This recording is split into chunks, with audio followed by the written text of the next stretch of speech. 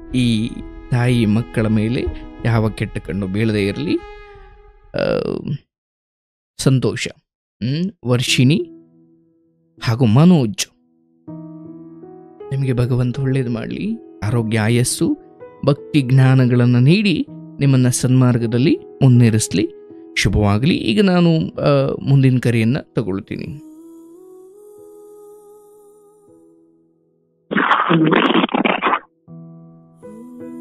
ನಮಸ್ತೆ. ಹಲೋ, ನಮಸ್ತೆ. ನಮಸ್ತೆ. ನಮಸ್ತೆ ಗುರುಗಳೇ. ನಮಸ್ತೆ.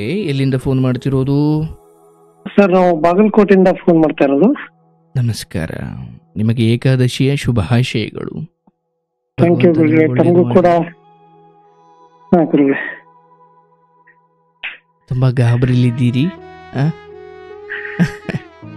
ಇರ್ಬೇಕಲ್ಲ ಗುರುಗಳೇ, ಜೀವನ ಅಂದ್ರೆ ಹಾಗೆ ಇರುತ್ತೆ. ಜೀವನ ಗಾಬರಿ ಇಲ್ಲ, ನೀವು ಗಾಬರಿಲಿದ್ದೀರಿ ಯಾಕೋ? ಈಗ ಸುಮ್ಮನೆ ಅಂಗಡಿ ಮುಂದೆ ಕೂತ್ ಬೀಡಿ ಸೇರ್ತಿರೋ ನೋಡಿ ಗಾಬರಿ ಇದೆಯೇನಪ್ಪ? ಎಲ್ಲ ತುಂಬಾ ಚೆನ್ನಾಗಿದೆ. ಯಾಕಂದ್ರೆ ಒಬ್ಬೊಬ್ಬರ ಉಸಿರು ಏರಿಳಿತಗಳು, ಆ ಉಸಿರಿನ ಹಿಂದೆ ಆ ಉಸಿರು ವೇಗವಾಗಿರ್ಬೇಕಾ ಮತ್ತೆ ಸುಮ್ಮನೆ ಶಾಂತವಾಗಿರ್ಬೇಕಾ, ಅವ್ರ ಮನಸ್ಸಲ್ಲಿ ನೋಡ್ತಾ ಇದೆ ಅನ್ನೋದು ಮುಖ್ಯ. ಮತ್ತೆ ಅವ್ರ ಜೀವನದಲ್ಲಿ ಏನಾಗ್ತಿದೆ ಅಂತ ಯೋಚನೆ ಮಾಡಿ. ಯಾರೋ ಒಬ್ಬ ಅಲ್ಲಿ ನೀರಿಗೆ ಬಿದ್ದ್ಬಿಟ್ಟಿದ್ದಾನಂತೆ, ಅಯ್ಯೋ ಅವ್ನು ನಿಮ್ಮ ತಮ್ಮನೇ ಅಂತ ಎಂದಾಗ ಅವನು ನೋಡೋಕೆ ಹೋಗ್ತಿರೋ ಅಷ್ಟೇ ಫಾಸ್ಟಾಗಿ ಓಡಲ್ಲ. ತಮ್ಮ ಅಂದ ಒಂಚೂರು ಜಾಸ್ತಿ ಬೇಗ ಓಡ್ತಾನೆ. ಅಂದ್ರೆ ಬದುಕು ಎಲ್ಲರನ್ನೂ ಓಡಿಸ್ತಾ ಇದೆ. ಬಟ್ ಯಾವುದೋ ಕಾರಣಕ್ಕೆ ಕೆಲವೊಬ್ರು ಒಂಚೂರು ಬೇಗ ಓಡ್ತಾವ್ರೆ. ಹಾಗಾಗಿ ಅವ್ರಿಗೆ ಎದೆ ಬಡಿತ ಸ್ವಲ್ಪ ಜಾಸ್ತಿನೇ ಇದೆ, ಉಸಿರಾಟನೂ ಜಾಸ್ತಿ ಇದೆ. ಸ್ವಭಾವತಃ ಬದುಕು ತೀರಾ ವೇಗದ ಉಸಿರಾಟವೇನಲ್ಲ. ಆದ್ರೆ ನಾವು ಯಾವ್ದ್ಯಾವ್ದ್ರಿಂದನೂ ಓಡಿ ಸ್ವಲ್ಪ ಉಸಿರು ಕಟ್ಬಿಡ್ತೀವಿ. ಇರ್ಲಪ್ಪ. ಕಾರ್ಯಕ್ರಮ ಯಾವಾಗ್ಲಿಂದ ನೋಡ್ತಿದ್ದೀರಿ? ಗುರುಗಳೇ, ನಾನು 2 ತಿಂಗಳಿಂದ ಕಾರ್ಯಕ್ರಮ ನೋಡ್ತಾ ಇದ್ದೀನಿ. ಈಗ ನಮ್ಮ ಫ್ರೆಂಡ್ ಒಬ್ರು ಶೇರ್ ಮಾಡಿದ್ರು ಲಿಂಕ್ನ. ಅವಾಗ್ಲಿಂದ ಡೈಲಿ ಒಂದು ಇವೆಂಟ್ ಅವರು ನೋಡ್ತಾ ಜೀವನನ ದಾರಿ ಬರೋ ನಿಟ್ಟಿನಲ್ಲಿ ಸಾಕ್ತಾ ಇದೀವಿ ಗುರುಗಳೇ. ನಿಮ್ ತಂದೆ ತಾಯಿ ಆಶೀರ್ವಾದ. ಹೇಳಪ್ಪ, ಏನಾದ್ರೂ ಹೇಳೋದಿದ್ಯಾ?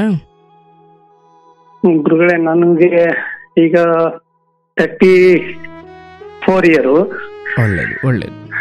ನಾವು ಒಂದು 18 ವರ್ಷದಿಂದ ಮನೆ ಬಿಟ್ಟು ತುಂಬಾ ದೂರನೇ ಇದ್ದೀನಿ. ಅಂದ್ರೆ ದೂರ ಅಂದ್ರೆ ನಾನು ಸ್ಟಡಿ ಮಾಡ್ಕೊಂಡು ನನ್ನ ಕೆಲಸಗಳನ್ನ ಮಾಡ್ಕೊಂಡು ನಾನು ಹೀಗೇನೆ ಜೀವನ ಕಳೀತಾ ಇದ್ದೆ. ಮಧ್ಯದಲ್ಲಿ ನಮ್ಗೆ ಒಂದು ಹುಡುಗಿ ಪರಿಚಯ ಆಯ್ತು. ಅಂದ್ರೆ ಇದು ಪರಿಚಯ ಯಾವಾಗ ಆಗಿದ್ದು? ಅಂದ್ರೆ ಇದು 18 ವರ್ಷದ ಹಿಂದಿನ ಕಥೆನಾ ಅಂತ? ಇಲ್ಲ, ನನ್ಗೆ ಅವಾಗ 24 ಇಯರ್. ಅವಾಗ ಒಂದು ಪರಿಚಯ ಆಯ್ತು. ಅವಾಗ ನಾನು ಇನ್ನೂ ಸ್ಟಡಿ ಮಾಡ್ತಾ ಇದ್ದೆ. ಅದಕ್ಕೋಸ್ಕರ ನಾನು ಲವ್ ವಿಷಯದಲ್ಲಿ ಮುಂದುವರಿಲಿಲ್ಲ, ಅಲ್ಲಿ ಬಿಟ್ಬಿಟ್ಟೆ ನನ್ನದನ್ನ. ಅಲ್ಲ, ಮನೆಯಿಂದ ದೂರ ಯಾವ ಕಾರಣಕ್ಕಿದ್ರಿ ಅಂತ? ಮನೆಯಿಂದ ಜಾಸ್ತಿ ನಾವು ಓದ್ಬೇಕಾದಾಗೆ ನಾವು ರಿಟರ್ನ್ ಮನೆಗೆ ಯಾಕೆ ಹೋಗ್ಬೇಕು ಅನ್ನೋದೊಂದು ಇದ್ರಲ್ಲಿ ನಾವು ನನ್ನ ಸ್ವಂತ ದುಡಿಮೆ ಎಲ್ಲ ದುಡಿದು ನಮ್ಮ ತಂದೆ ತಾಯಿನ ಅಥವಾ ನಮ್ಮ ಕುಟುಂಬನ ನೋಡ್ಕೋಬೇಕು ಅನ್ನೋ ಛಲದಲ್ಲಿ ನಾವು ಆಚೆ ಬಂದೆ. ನಾವು ಟೋಟಲಿ 6 ಜನ ಮಕ್ಕಳು, 2 ಜನ ಗಂಡು ಮಕ್ಕಳು, 4 ಜನ ಹೆಣ್ಮಕ್ಳು. ಅಂದ್ರೆ ಈ ಮನೆಗೆ ಯಾಕೆ ಹೋಗ್ಬೇಕು ಅನ್ನೋ ಯೋಚನೆ ನಿರಾಸೆಯದ್ದೋ ಅಥವಾ ಛಲದ್ದೋ? ಛಲದ್ದು ಗುರುಗಳೇ. ಅಂದ್ರೆ ಆ ಹೊತ್ತಿಗೆ ನಿಮ್ ತಂದೆ ತಾಯಿನೇ ಅಥವಾ ತಂದೆಯ ದುಡಿಮೇಲೆ ಮನೆ ನಡೀತಾ ಇತ್ತು? ಹೌದು ಗುರುಗಳೇ. ಆಗ ನಾನು ದುಡಿಬೇಕು ಅಂತ ಅನ್ಸಿದ್ ನಿಮಗೆ? ಸರಿ, ಆಯ್ತು. ನೀವು ಹೊರಗಡೆ ಓದ್ತಾ ಇದ್ರಿ ಅಥವಾ ಮನೆಯಿಂದ ದೂರ ಇದ್ರಿ. ಆ ಸಮಯದಲ್ಲಿ ನಿಮ್ ತಂದೆ ತಾಯಿ ನಿಮ್ಮನ್ನ ಯಾಕಪ್ಪ ಬಾರೋ ಅಂತ ಕರಿತಿರ್ಲಿಲ್ವಾ? ಕರಿತಾ ಇರ್ತಾರೆ, ಇವಾಗಲೂ ಕೂಡ ಕರಿತಾ ಇರ್ತಾರೆ. ನಾನು ಹೋಗ್ತಾ ಇರ್ತೀವಿ, ಅವಾಗ ಹೋಗಿ ಅವ್ರಿಗೆ ಮೀಟ್ ಮಾಡಿ ಬರ್ತಾ ಇರ್ತೀವಿ. ಬಟ್ ಅವ್ರ ಆಸೆ ಇರೋದು ಅಲ್ಲೇ ಬಂದು ಇರ್ಬೇಕು, ಅಲ್ಲೇ ಹತ್ರದಲ್ಲೇನೆ ಇದ್ಕೊಂಡು ಏನಾದ್ರು ಮಾಡ್ಕೊಂಡು ಜೀವನ ಸಾಗಿಸ್ಬೇಕು ಅನ್ನೋದು ಅವ್ರ ಆಸೆ. ಈಗ ನಿಮಗಿರೋದು ಅಣ್ಣನೂ ತಮ್ಮನು? ತಮ್ಮ ಗುರುಗಳೇ. ಅವರು ಅಪ್ಪ ಅಮ್ಮನ ಜೊತೆನೇ ಇದ್ದಾರಾ? ಅವ್ರ ಅಪ್ಪ ಅಮ್ಮನ ಜೊತೆನೆ ಇದಾರೆ. ಸರಿ, ನೀವು ದೂರ ಇದ್ದೀರಿ. ಹಾ ಗುರುಗಳೇ. ಸರಿ, ಆಯ್ತು. ಅವ್ರು ಕರೀತಾರೆ, ನೀವು ಹೋಗಲ್ಲ, ನಿಮ್ಗೊಂದು ಛಲ ಇದೆ, ಆಯ್ತು. ಈ ಹುಡುಗಿ ವಿಚಾರ ಏನು ಇದು? ಈಗ ಹುಡುಗಿ ಪ್ರೀತಿಸಿ ಮದುವೆ ಆದ ಗುರುಗಳೇ. ಅವರು ಇಂಟರ್ ಕಾಸ್ಟ್ ಮ್ಯಾರೇಜ್. ಸರಿ, ಆಯ್ತು. ಮದುವೆಗೆ ಆಮೇಲೆ ಬರೋಣ. ಈ ಪ್ರೀತಿಸಿದ್ ನೀವ ಅವರ ಅಲ್ಲ, ಇಬ್ರು ಪ್ರೀತಿಸಿದ್ರೆ ಅದು ಬೇರೆ. ಬಟ್ ಶುರುವಾಗಿದ್ ಯಾರು ಅಂತ?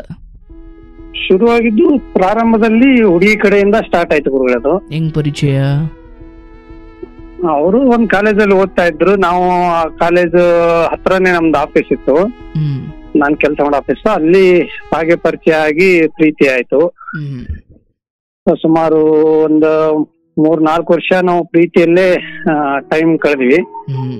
ನೆಕ್ಸ್ಟ್ ಮದುವೆನೂ ಆದ್ವಿ ಗುರುಗಳೇ. ನಮ್ ಕಡೆ ತಂದೆ ತಾಯಿ, ಅವ್ರ ಕಡೆ ತಂದೆ ತಾಯಿ ಯಾರು ಬರದೇ ಇದ್ದಾಗಲೂ ಕೂಡ ನಾವು ಮದ್ವೆ ಆದ್ವಿ. ಮದ್ವೆ ಆಗಿ ಸುಮಾರು ಒಂದು 4 ವರ್ಷ ಚೆನ್ನಾಗಿ ಜೀವನ ಮಾಡಿದ್ವಿ. ಮದ್ವೆ ಅಂದ್ರೆ ಎಲ್ಲರನ್ನು ಒಪ್ಸಿ ಆಗಿದ್ದ? ಇಲ್ಲ, ಮನೇಲಿ ತಂದೆ ತಾಯಿಗಳು ಯಾರು ಒಪ್ಪೋದಿಲ್ಲ ಗುರುಗಳೇ. ನಾವೇ ಫ್ರೆಂಡ್ಸ್ ಅದೆಲ್ಲ ಸೇರ್ಕೊಂಡು ಮದ್ವೆ ಆಗಿದ್ದು. ಅಲ್ಲ, ಈ ಹೊರಗಡೆ ಬಂದಿದ್ದು ದುಡಿಯೋಕೋ ಮದ್ವೆ ಆಗ್ಲಿಕ್ಕೋ? ಸ್ಟಾರ್ಟಿಂಗ್ ಎಲ್ಲ ದುಡಿಯಕ್ಕೆ ಅಂತ ಬಂದ್ವಿ. ಆಮೇಲೆ ಮದ್ವೆ ಆಯ್ತು. ಆಮೇಲೆ ಮದ್ವೆ ಆಯ್ತು. ಅಲ್ಲ, ಈ ಮನೇಲಿ ಹೇಳಿ ಒಪ್ಸಿ ಆಗುವಂತಹ ಬುದ್ಧಿ ಯಾಕೆ ಬರಲ್ಲ ನಿಮಗೆ? ಇಲ್ಲ, ಮದ್ವೆ ಮನೆಯಲ್ಲಿ ಹೇಳಿದ್ದೆ ಗುರುಗಳೇ, ಈ ತನಾಗಿದೆ ಅಂತ ಹೇಳಿ. ಅವರು ಕೂಡ ಎಚ್ಚರಿಕೆ ಕೊಟ್ಟಿದ್ರು, ಇಲ್ಲ ಅದ್ ಬೇಡ, ನಾವೆಲ್ಲ ಇದೀವಿ, ನಾವು ಕೂಡ ನಿನ್ನ ಮದುವೆ ಮಾಡ್ತೀವಿ, ಎಲ್ಲ ಮಾಡ್ತೀವಿ ಅಂತ ಹೇಳಿದ್ರು. ಅವಾಗ ನಮ್ಮ ಹುಚ್ಚತನದಲ್ಲಿ ಪ್ರೀತಿನೇ ಜಾಸ್ತಿ ಅಲ್ಲ ಅಂತ ಹೇಳಿ ನಾವು ಈ ಕಡೆನೆ ಹೆಚ್ಚಿಗೆ ತಪ್ಪ ಅಂತ. ಹಾ ಗುರುಗಳೇ. ಓಕೆ. ಬಟ್ ಇವ್ರ ಮನೆಯಲ್ಲಿ ಗೊತ್ತಿತ್ತ? ಅವ್ರ ಮನೆಯಲ್ಲಿ ಗೊತ್ತಿತ್ತು. ಅವರು ತಂದೆ ತಾಯಿ ಅಂತ ಒಪ್ಪಿರ್ಲಿಲ್ಲ.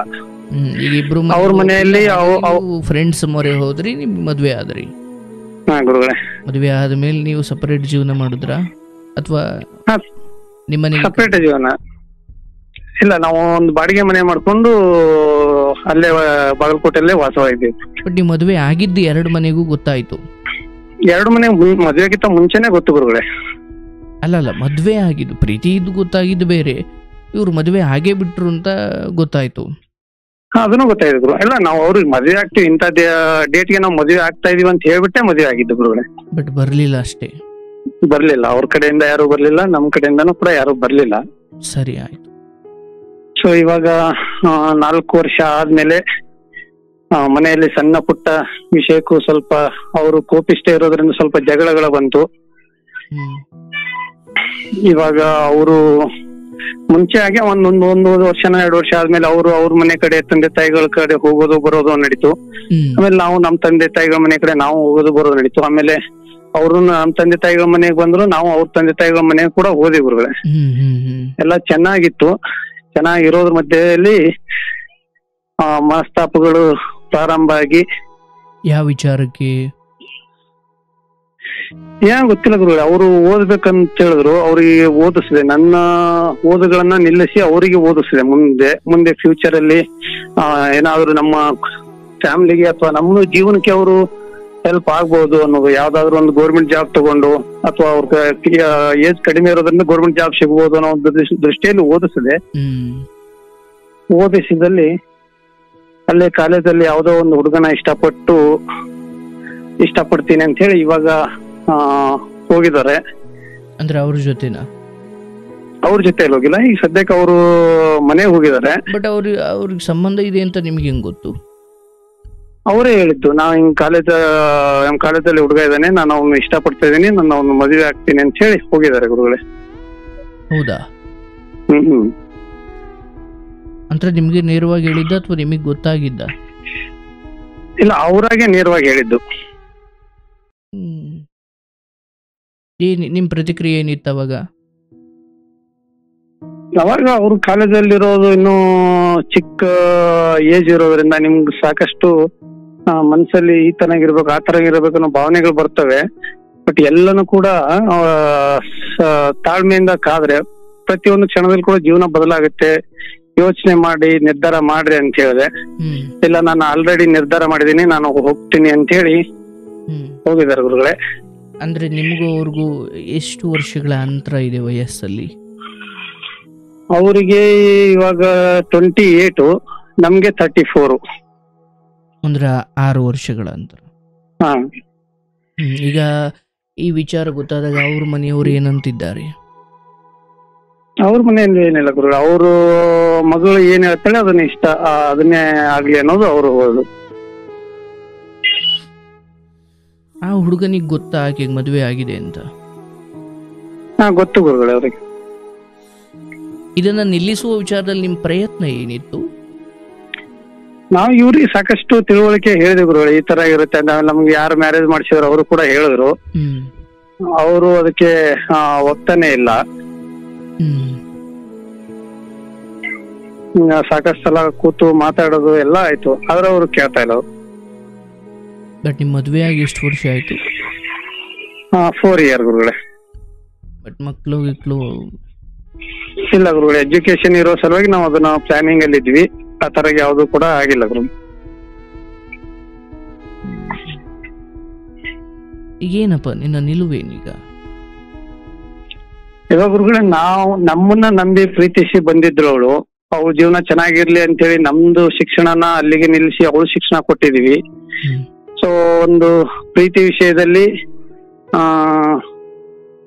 ಅವಳಿಗೆ ಏನ್ ಸಂತೋಷ ಆಗುತ್ತೆ ಅವಳು ಇರ್ಲಿ ಅನ್ನೋದು ನನ್ನ ಒಂದು ಒಳ ಮನಸ್ಸು ಹೇಳ್ತಾ ಇದೆ. ಆಮೇಲೆ ಇನ್ನೊಂದ್ ಕಡೆ ನಾನು ಪ್ರೀತಿ ಮಾಡ್ದವಳನ್ನ ನಾನು ಯಾಕೆ ಬಿಟ್ಕೊಡ್ಬೇಕು ಅಥವಾ ಕಳ್ಕೋಬೇಕು ಅನ್ನೋದು ಒಂದು ಇದನ್ನು ಕಾಡ್ತಾ ಇದೆ. ಈ ಗೊಂದಲದಲ್ಲಿ ನಾನು ಈ ದಿನ ಕಳೀತಾ ಇದ್ದೀನಿ ಗುರುಗಳೇ. ಈಗ ಇದಕ್ಕೆ ಧರ್ಮ ಏನ್ ಹೇಳುತ್ತೆ ಅಂತ? ಹಾ ಗುರುಗಳೇ.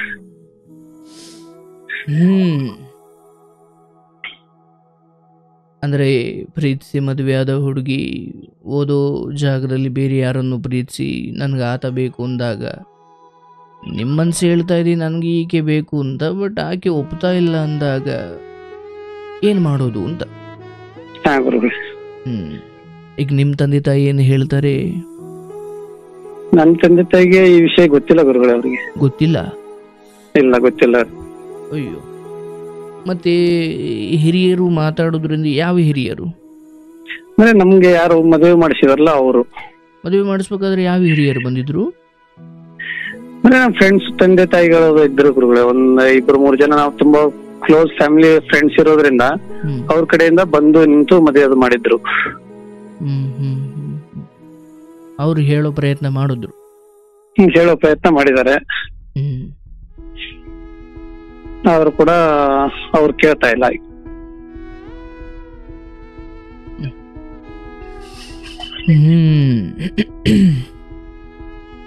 ಈ ಹೆಣ್ಮಗಳು ನಿಮ್ ಸಂಪರ್ಕದಲ್ಲಿ ಇದ್ದಾರೆ ಇನ್ನುವ? ಇವಾಗಿಲ್ಲ ಗುರುಗಳೇ. ಎಷ್ಟು ದಿನ ಆಯ್ತು ಅವರು? ಆಲ್ಮೋಸ್ಟ್ ಒಂದು 6 ಮಂತ್ ಆಯ್ತು ಗುರುಗಳೇ.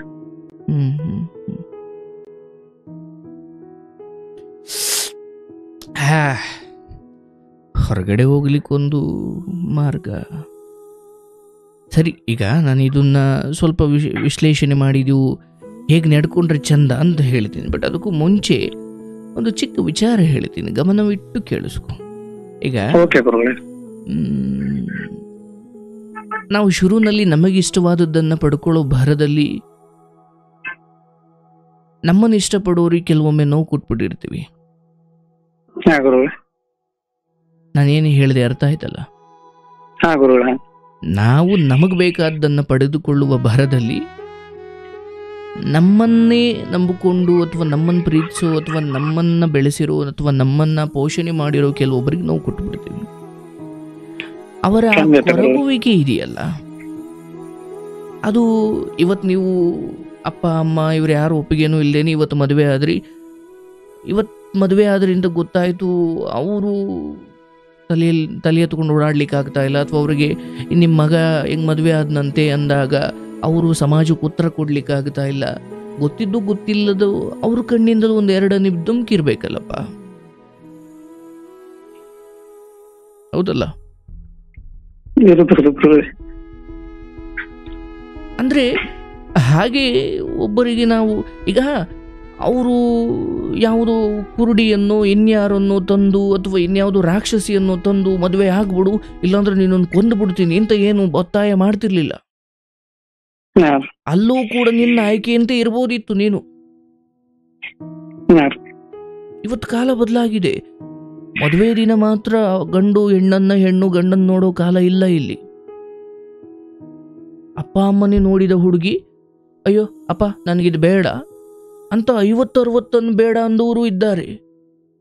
ಆದ್ರೆ ನನಗೆ ಬೇಕಾದ್ದನ್ನು ಪಡೆದುಕೊಳ್ಳುವ ಬರದಲ್ಲಿ ಇವತ್ತು ಮಧ್ಯೆ ಬಂದವಳು ಸ್ವಲ್ಪ ಹೋಗ್ಬಿಟ್ಲು ಅನ್ನೋದು ನಿನ್ನ ಕಣ್ಣೀರಿಗೆ ಕಾರಣವಾದ್ರೆ, ತೊಟ್ಲಿಂದ ಎಲ್ಲ ತೊಳೆದು ಬಳೆದು ಮಾಡಿ ಇಲ್ಲಿವರೆಗೂ ತೆಗೆದುಕೊಂಡು ಬಂದಿರೋ ಒಬ್ಬ ಹುಡುಗ ಇದಕ್ಕಿದ್ದ ಹಾಗೆ ಹೋದಾಗ ಅವರು ಏನು ಉತ್ತರ ಕೊಟ್ಟಿರ್ಬೋದಪ್ಪ? ಸಮಾಜ ಇದನ್ನ ಕಾಯ್ತಾ ಇರುತ್ತಲ್ವಾ? ನಾವು ಇನ್ನೊಬ್ಬರಿಗೆ ಮಾಡಿದ ಅಥವಾ ನಾವು ನಮ್ಮನ್ನು ನಂಬಿದವರಿಗೆ ಮಾಡಿದ ಅಥವಾ ಮೋಸ, ಕಣ್ಣೀರು ತರಿಸಿದ ಆ ಕೊರಗು ಅಥವಾ ಅವರ ಆ ವೇದನೆ ನಮಗೆ ಮಾರನೇ ದಿನ ಬೆಳಿಗ್ಗೆನೆ ನಮಗೆ ತಟ್ಟುತ್ತಾ ಇಲ್ಲ, ತುಂಬಾ ವರ್ಷ ಆದ್ಮೇಲೆ ತಟ್ಟಬಹುದು. ನೀವು ಉದಾಹರಣೆ ಇದ್ದೀರಲ್ಲ. ಆದ್ರೆ ಒಂದೊಂದು ಸತ್ಯ, ಹೊರಗಡೆ ಹೋಗ್ಲಿಕ್ಕೆ ದಾರಿಯನ್ನು ಹುಡುಕ್ತಾ ಇರೋರಿಗೆ ನಾನಾ ರೀತಿಯ ದಾರಿಗಳಿದ್ದಾವೆ. ಈಗ ನೀವು ಸರ್ ನಾನು ಓದೋಕೆ ಕಳಿಸಿದ್ದೆ ತಪ್ಪ? ಖಂಡಿತ ತಪ್ಪಲ್ಲಪ್ಪ. ನಾನು ತನ್ನ ಕಟ್ಟಿಕೊಂಡು ಬಂದವಳು, ತನ್ನನ್ನು ನಂಬಿ ಬಂದವಳು ಓದ್ಲಿ, ಆಕೆ ಜೀವನದಲ್ಲಿ ದುಡಿಮೆ ಮಾಡ್ಕೊಂಡು ಆಕೆ ಚೆನ್ನಾಗಿರ್ಲಿ, ಅಥವಾ ಆಕೆ ಓದೋದ್ರಿಂದ ಆಕೆಗೂ ಒಳ್ಳೆಯದು, ಸಂಸಾರಕ್ಕೂ ಒಳ್ಳೆಯದು ಅನ್ನೋ ಕಾರಣಕ್ಕೆ ನಿನ್ನ ಓದನ್ನು ನಿಲ್ಲಿಸಿ ಆಕೆಯನ್ನು ಕಳಿಸಿದ್ದು ನಿನ್ನ ದೊಡ್ಡ ಗುಣವೇ ಹೌದು. ಆದರೆ ನಾವು ಗೌರವ ಕೊಡೋದು, ಒಬ್ಬರಿಗೆ ಮರ್ಯಾದೆಯನ್ನು ಕೊಡೋದು ನಮ್ಮ ಗುಣವಾದರೆ ಅದನ್ನು ಉಳಿಸಿಕೊಳ್ಳೋದು ಅಥವಾ ಅದಕ್ಕೆ ದ್ರೋಹ ಮಾಡೋದು ಅದು ನಮ್ಮ ಕೈಲಿಲ್ಲಪ್ಪ. ಅಂದ್ರೆ ತಂದೆ ತಾಯಿ ಅಥವಾ ಹಿರಿಯರ ಸಮ್ಮುಖದಲ್ಲಿ ಅಗ್ನಿ ಸಾಕ್ಷಿಯಾಗಿ ನಮ್ಮ ಹೆತ್ತು ಹೊತ್ತವರು, ನಾವು ಸಾಕಿದವರು, ಇವರೆಲ್ಲರ ಸಾಕ್ಷಿಯಾಗಿ ಅವರ ಕೈಯಿಂದ ಅಕ್ಷತೆಗಳು ನಮ್ಮ ತಲೆಯ ಮೇಲೆ ಬಿದ್ದು ನಾವು ಎಲ್ಲರ ಸಮ್ಮುಖದಲ್ಲಿ, ಸಾವಿರಾರು ನೂರಾರು ಜನರ ಸಮ್ಮುಖದಲ್ಲಿ ನ್ಯಾಯ ಪಂಚಾಯಿತಿ ಮಾಡುತ್ತೆ ಅಥವಾ ಮದುವೆ ಆದಾಗ ಈ ಯಾರೋ ನಿನ್ನ ಸ್ನೇಹಿತರ ತಂದೆ ತಾಯಿ ಬಂದು ಒಂದಿಬ್ಬರು ಹಿಂಗಂದ್ರೆ ಸರಿ ಹೋಗಲ್ಲಪ್ಪ ಸಂಸಾರ. ಇವತ್ತು ಊರಿನಲ್ಲಿ ಅಥವಾ ಅರೇಂಜ್ ಮ್ಯಾರೇಜ್ ಅಂತ ಏನಿದ್ದಾವೆ ಅದರಲ್ಲಿ ಇಡೀ ಊರಿನ ಹಿರಿಯ ಮುಖಂಡರಿರ್ತಾರೆ, ಆ ವಂಶದ ಮುಖಂಡರಿರ್ತಾರೆ, ಅಥವಾ ಆ ತಾಲೂಕಿನ ಆ ಜಿಲ್ಲೆ, ಅಂದರೆ ಯಾವುದೇ ಒಡೆದು ಹೋಗಿರುವ ಕಿತ್ತು ಹೋಗಿರೋ ಸಂಬಂಧಗಳನ್ನು ನೋಡಪ್ಪ, ಯಾವುದು ಒಂದಿಬ್ಬರು ಹೋಗಿ ಮಾತಾಡಿದ ತಕ್ಷಣ ಸರಿ ಹೋಗಿಲ್ಲ, ಇವರಾದ್ಮೇಲೆ ಅವರು, ಅವರಾದ್ಮೇಲೆ ಅವರು, ಅಂದರೆ ಸಂಖ್ಯೆ ದೊಡ್ಡದಿತ್ತು. ಯಾರ್ದೋ ಒಂದು ಮಾತಿಗೆ ಆ ಹೆಣ್ಣು ಒಲಿದ್ಲು. ನಿನಗಿಬ್ಬರನ್ನ ಬಿಟ್ರೆ ಬೇರೆ ಯಾರೂ ಇಲ್ಲ ಅಲ್ಲಿ. ಯಾಕಂದ್ರೆ ಯಾರೋ ಬರ್ಲಿಕ್ಕಲ್ಲಿ ನೀನು ಉಳಿಸ್ಕೊಂಡಿಲ್ಲ. ಸರಿ, ನೀವು ನಿಮ್ಮೂರಿನ ಹಿರಿಯರ ಮುಖಂಡರನ್ನು ಕರೆಯಕ್ಕಾಗುತ್ತಾ? ಇಲ್ಲ. ಯಾಕೆ? ಅವರ ಮದುವೆಗೆ ಸಾಕ್ಷಿಯಾಗಿರ್ಲಿಲ್ಲ ಅದೊಳೆ. ಅಂದ್ರೆ ನಾನು ಆತುರದಲ್ಲಿ ಯಾವುದನ್ನ ಅಥವಾ ಆತುರದಲ್ಲಿ ಯಾವುದನ್ನು ಪಡೆದುಕೊಳ್ಳೋದಿಕ್ಕೆ ಅನೇಕವನ್ನ ಬಿಟ್ಬಿಟ್ನಲ್ಲಪ್ಪ ನಾನು. ಹೌದಲ್ಲ?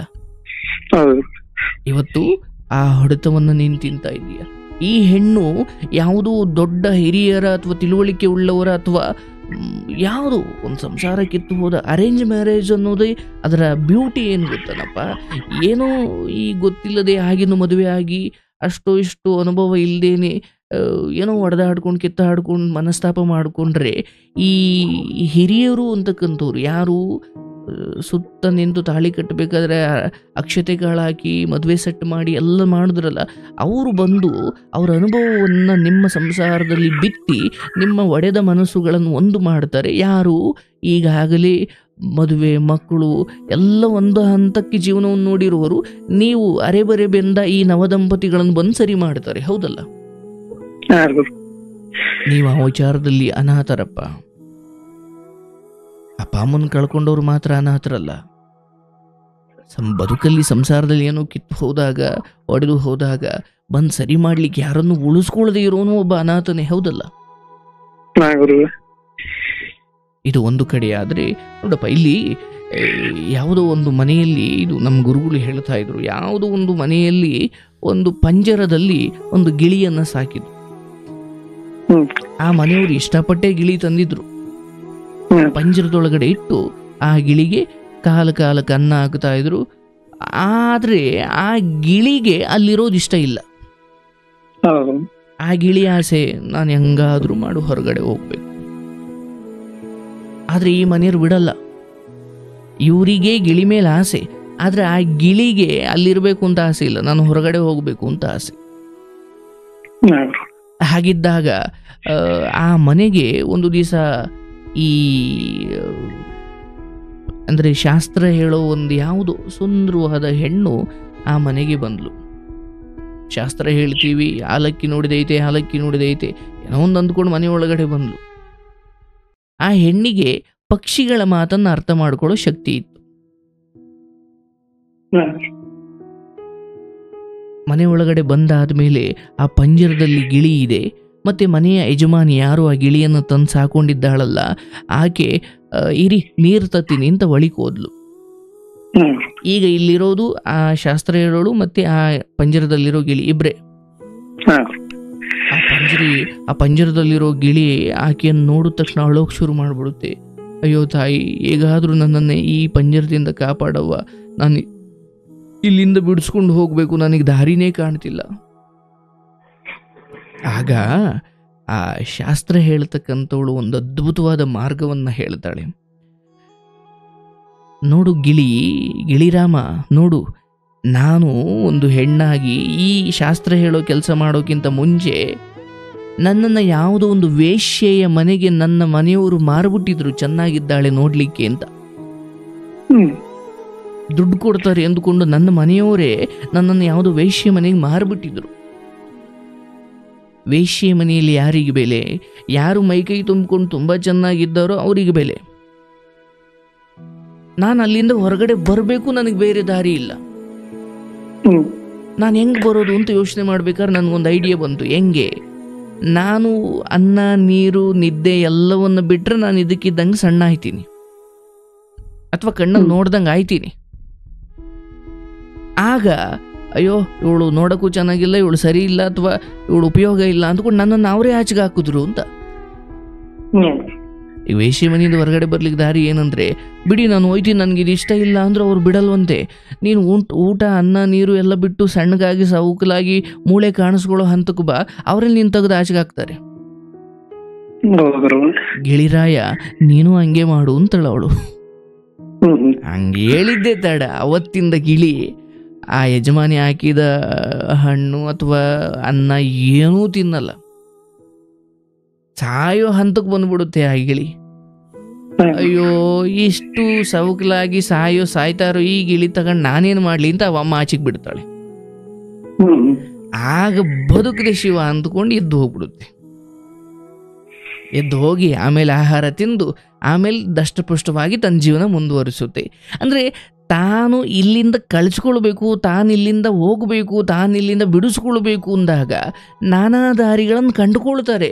ಅಲ್ಲಿವರೆಗೂ ಅಂದರೆ ನಿಮ್ಮ ಹತ್ರ ಇದ್ದಾಗ ಅವರು ಸೊರಗಿದಂತೆ ಕಾಣ್ತಾರೆ. ನೀವು ಬಿಟ್ಟರೆ ಸಡಿಲವಾಗಿ ಅಂದರೆ ಅವ್ರು ಹೊರಗಡೆ ಹೋಗ್ತಾರೆ, ಅವ್ರಿಗೆ ಬೇಕಾದಂಗೆ ಬದುಕ್ತಾರೆ. ಹೊರಗಡೆ ಹೋಗ್ಲಿಕ್ಕೆ ಒಂದು ದಾರಿ ಅಷ್ಟೇ ಅದು, ಹೌದಲ್ಲಪ್ಪ?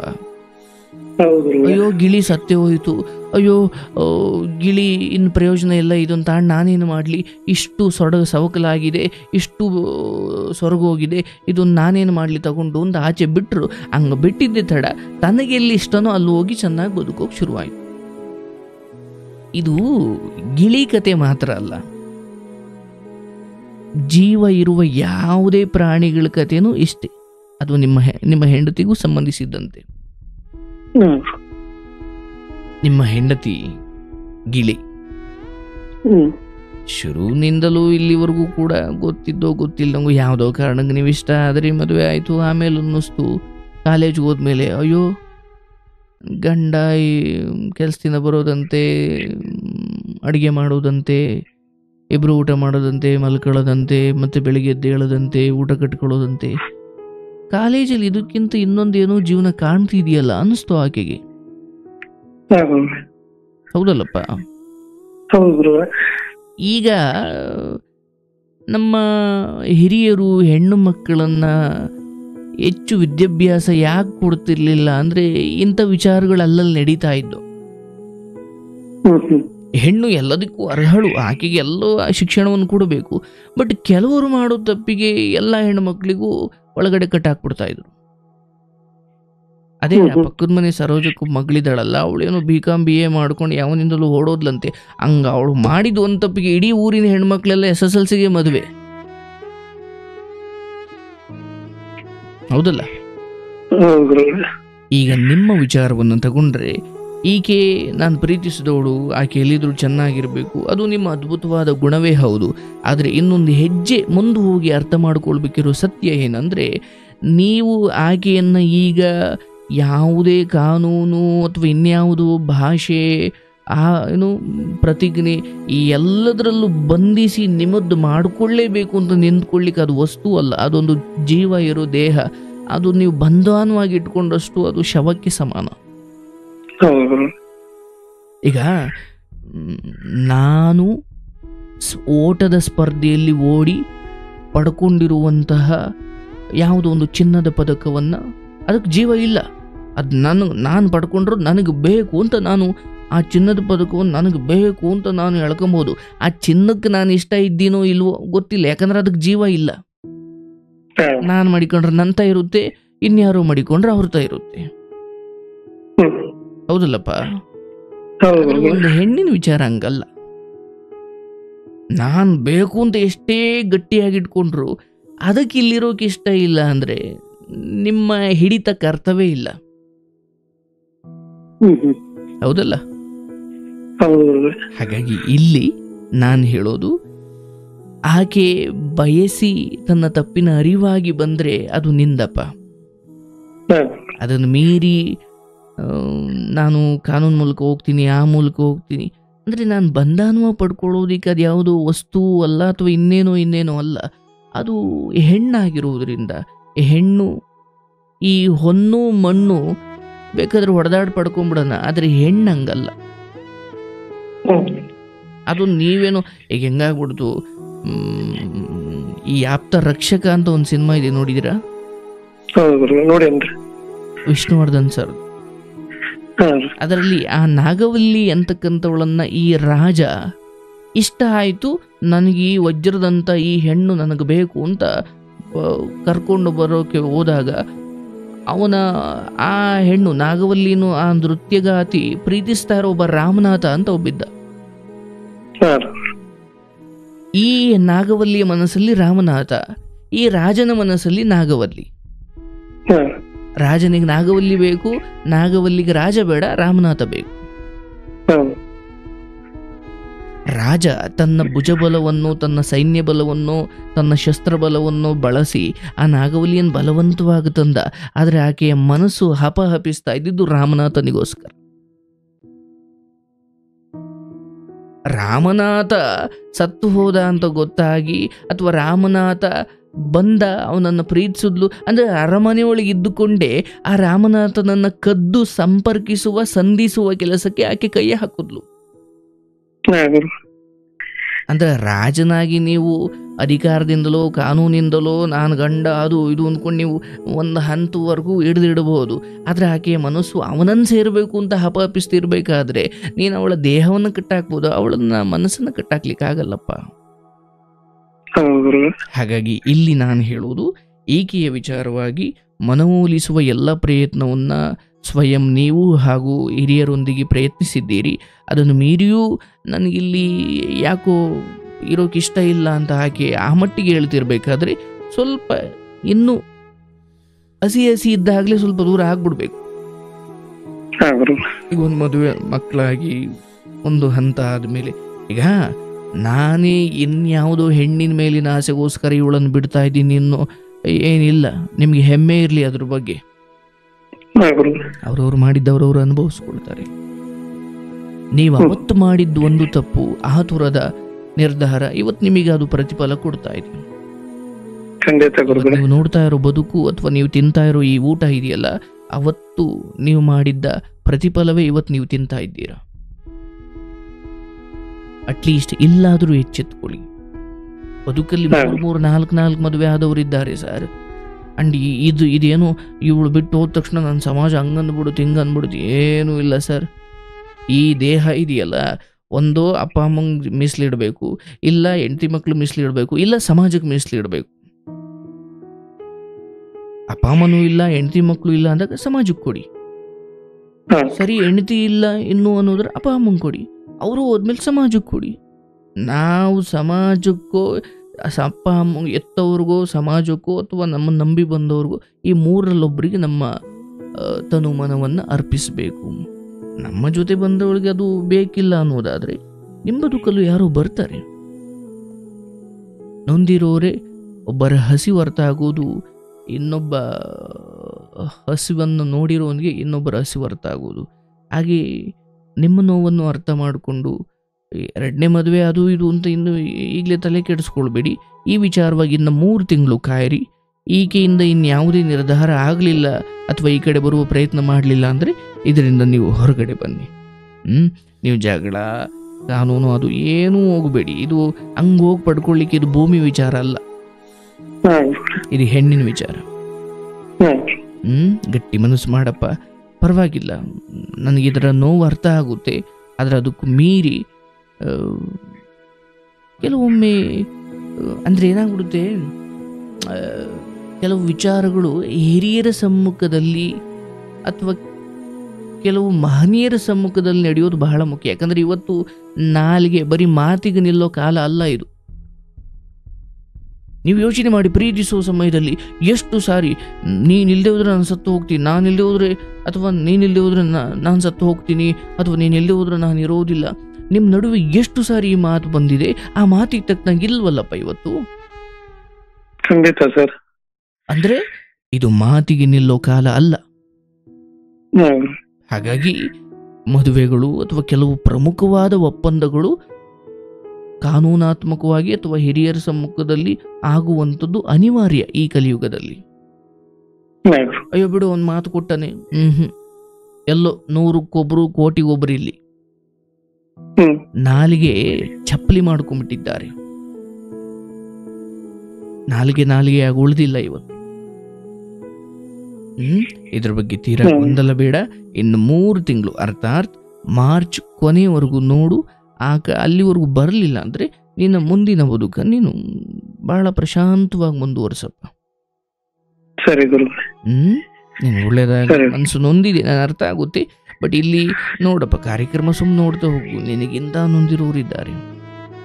ನಮ್ಗಿಂತ ತುಂಬಾ ನೊಂದಿರೋದಾರೆ ಗುರುಗಳೇ. ಅದಕ್ಕೆ ನಾವು ಪ್ರತಿನಿತ್ಯ ಒಂದು ಕಾರ್ಯಕ್ರಮ ನೋಡದೇ ಇದ್ರೆ ಅದು ಏನೋ ಒಂದು ಕೇಳ್ಕೊಂಡಿನೇನೋ ಫೀಲಿಂಗ್ ಅಲ್ಲಿ ಇದ್ದೇ ಇರ್ತೀವಿ ನಾವು. ಅಯ್ಯಯ್ಯೋ, ನೀವು ದೊಡ್ಡವರು ಇದ್ದೀರಿ, ಆದ್ರೆ ನನಗೆ ಆ ಸ್ಥಾನ ಕೊಟ್ಟಿರೋದ್ರಿಂದ ಭಗವಂತನ ಅನುಗ್ರಹದಿಂದ ನಿಮಗೊಂದಷ್ಟು ತಿಳುವಳಿಕೆ ಹೇಳಿದ್ದೀನಿ. ಈ ಮಧ್ಯೆ ಏನಾದರೂ ಏಕವಚನ ಬಳಸಿದ್ರೆ ಕ್ಷಮೆ ಇರಲಿ. ನಾನು ಆ ಧಾಟಿಯಲ್ಲಿ ಮುಳುಗದಾಗ ಕೆಲವು ವಿಚಾರಗಳು ಅಥವಾ ಕೆಲವೊಮ್ಮೆ ಬಾಯಿ ತಪ್ಪಂದಿರ್ಬೋದಷ್ಟೆ. ಎಲ್ಲ ಗುರುಗಳೇ, ಇಡೀ ಜೀವನನೇ ಒಂದ್ ದಾರಿ ತಪ್ಪಿ ಹೋಗ್ತಕ್ಕಂತ ಸನ್ನಿವೇಶಗಳನ್ನ ನೀವು ತುಂಬಾ ಕುಟುಂಬಗಳನ್ನ ಒಂದ್ ಒಳ್ಳೆ ದಾರಿ ತರೋ ಪ್ರಯತ್ನ ನಿರಂತರವಾಗಿ ಮಾಡ್ತಾ ಇದ್ರಿ. ಅದೇ ತರನಾಗಿ ನಮಗೂ ಕೂಡ ಮಾರ್ಗದರ್ಶನ ನೀಡಿದಿರಿ. ಇದೇ ತರನಾಗಿ ನಾವು ಮುಂದುವರೆಗೆ ಪ್ರಯತ್ನ. 6 ತಿಂಗಳೊಳಗಡೆ ನಿನ್ನ ಜೀವನ ತುಂಬಾ ಉತ್ಕೃಷ್ಟವಾಗಿರುತ್ತೆ. ನಿಮ್ಮ ಆಶೀರ್ವಾದ ಗುರುಗಳೇ. ಏನು ಹೇಗೆ ಅಯಸ್ಕಾಂತಗಳು ಅಂಟಿಕೊಳ್ತಾವೋ ಹಾಗೆ ತೀರಾ ಕಚ್ಚಿಕೊಳ್ಳುವುದು ಇಲ್ಲ, ಬಿಡಿಸ್ಕೊ. ಇದು ನೀವು ಇವತ್ತು ಯಾರು ಹಿರಿಯರನ್ನ ನಾನು ತೀರಾ ಒಂದು ಹೆಜ್ಜೆ ಮುಂದೆ ಹೋಗಿ ಹೇಳೋದಾದ್ರೆ ಇದು ಮುಗೀತು, ಇದು ಬೇಡ. ಇದು ಯಾರೋ ಹಿರಿಯರು ಹೇಳಿದ್ರು ಅಂತ ಬರ್ಬೋದು, ಆದರೆ ಯಾವುದರ ಕಡೆ ಈಗಾಗಲೇ ಒಂದಷ್ಟು ಕೈ ಚಾಚಿದೆ ಅದು ಬಿಡಿಸ್ಕೊಳಕ್ಕಾಗಲ್ಲ. ಅದು ಇದು ಬೇಡ. ಹಾಗಾಗಿ 3 ತಿಂಗಳು ಯಾಕೆ ಕಾಯಿರಿ ಅಂತ ಹೇಳ್ತಾ ಇದ್ದೀನಿ ಅಂದರೆ, ನಿಮ್ಮ ಕಡೆಯಿಂದ ಕಾದ್ರಿ ಅನ್ನೋದ್ರ ಬಗ್ಗೆ ಒಂದು ದೈವ ಬಲ ನಿಮ್ಮ ಕಡೆ ಇರಲಿ ಅಂತ ಅಷ್ಟೆ. ಸರಿ ಗುರುಗಳು. ಆರೋಗ್ಯ ಚೆನ್ನಾಗಿ ನೋಡ್ಕೊಳ್ಳಿ, ನಿಮ್ಗೆ ಖಂಡಿತ ಒಳ್ಳೇದಾಗುತ್ತೆ. ನಿಮ್ಮ ಜೀವನದಲ್ಲೂ ಒಳ್ಳೆಯವರು ಬರುತ್ತಾರೆ. ಶುಭವಾಗಲಿ. ಕೃಷ್ಣ. ನಮಸ್ತೆ ಗುರುಗಳೇ. ಒಳ್ಳೇದಾಗಲಿ.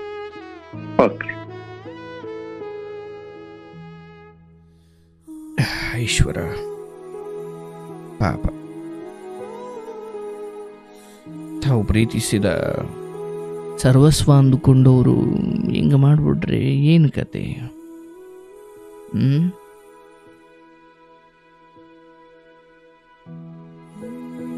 ಈಶ್ವರ, ಒಳ್ಳೇದಲ್ಲ ಇದು.